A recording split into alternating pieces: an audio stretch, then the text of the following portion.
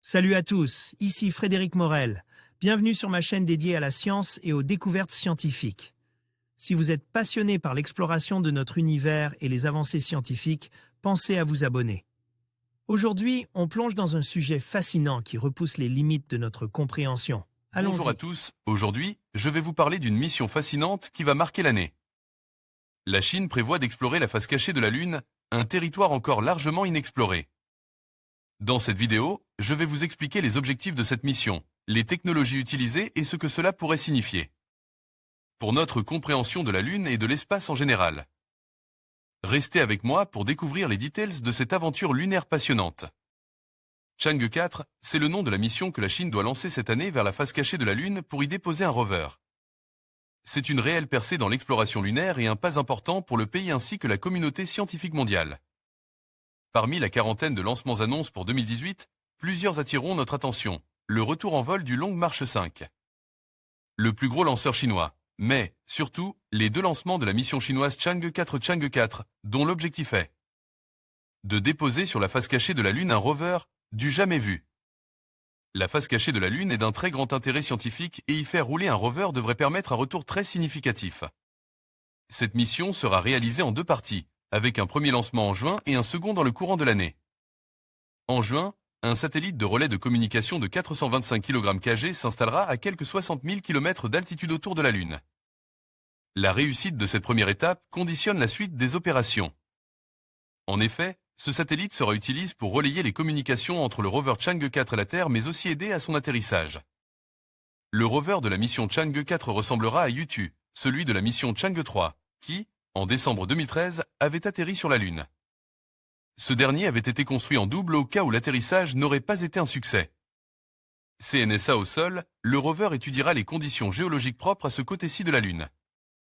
Il faut savoir que la face cachée de notre satellite présente une géologie unique, complètement différente de celle de la face visible depuis la Terre. Elle possède beaucoup moins de grands cratères et, pour ainsi dire, aucune mer.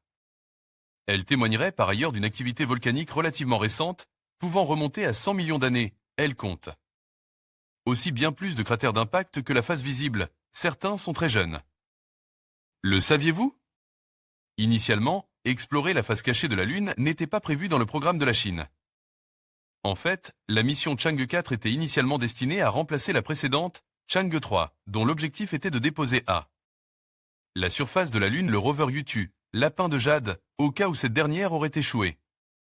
Comme Chang'e 3 a finalement été un succès en décembre 2013, il a été décidé d'utiliser le deuxième rover pour l'envoyer sur la face cachée de la Lune. Bien que plusieurs emplacements aient été identifiés, le futur site d'atterrissage de Chang'e 4 n'a pas encore été officiellement annoncé.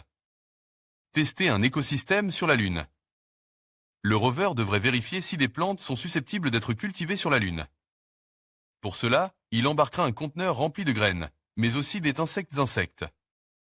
Il vérifiera aussi si des vers à soie sont capables d'y produire du dioxyde de carbone et si des pommes de terre, pommes de terre et des graines y émettent de l'oxygène par photosynthèse. Enfin, la face cachée de la Lune a un environnement électromagnétique propre, ce qui en fait un site idéal pour l'étude radio à basse fréquence de L-univers.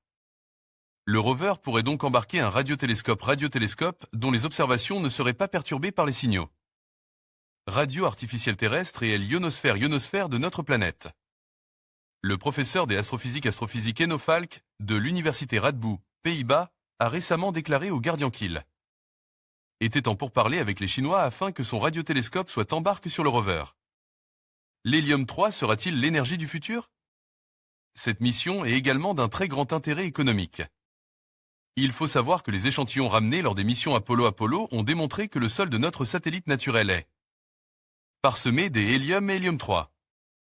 Or, selon les scientifiques, cet isotope de l'hélium pourrait devenir, dans le futur, le carburant privilégié des centrales nucléaires à fusion contrôlée, permettant de produire des quantités phénoménales d'énergie. Énergie sans la moindre pollution ni radioactivité. Cet élément est plus abondant sur la Lune que sur Terre, et probablement plus encore sur la face cachée de la Lune. En 2015, Ouyang Ziyuan, le responsable scientifique du programme chinois d'exploration lunaire, estimait « La Lune est tellement riche en hélium-3 que cela pourrait régler le problème des besoins en énergie de l'humanité pour au moins 10 000 ans. La Chine, qui a un grand programme de développement de la fusion thermonucléaire, espère pouvoir un jour maîtriser cette source d'énergie en utilisant l'hélium-3 comme combustible. Elle a déjà lancé des recherches sur la possibilité d'ouvrir une mine sur la Lune et l'hélium-3 lunaire est toujours un objectif plus ou moins important dans chaque mission de son programme. La face cachée de la Lune sera bien visitée par la Chine. Article de Rémi Decour. Rémi Decour publie le 25 septembre 2015 dimanche, SpaceX lance une capsule Dragon à destination de l'ISS.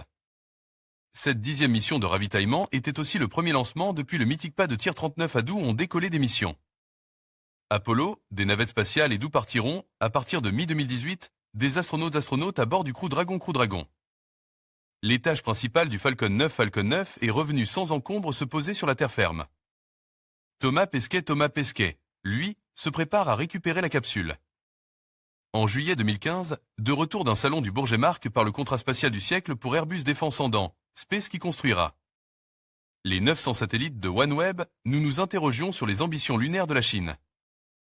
Avec Philippe Coué, spécialiste français de la Chine spatiale, nous avions annoncé que ce pays s'apprêtait à débarquer sur la face cachée de la Lune.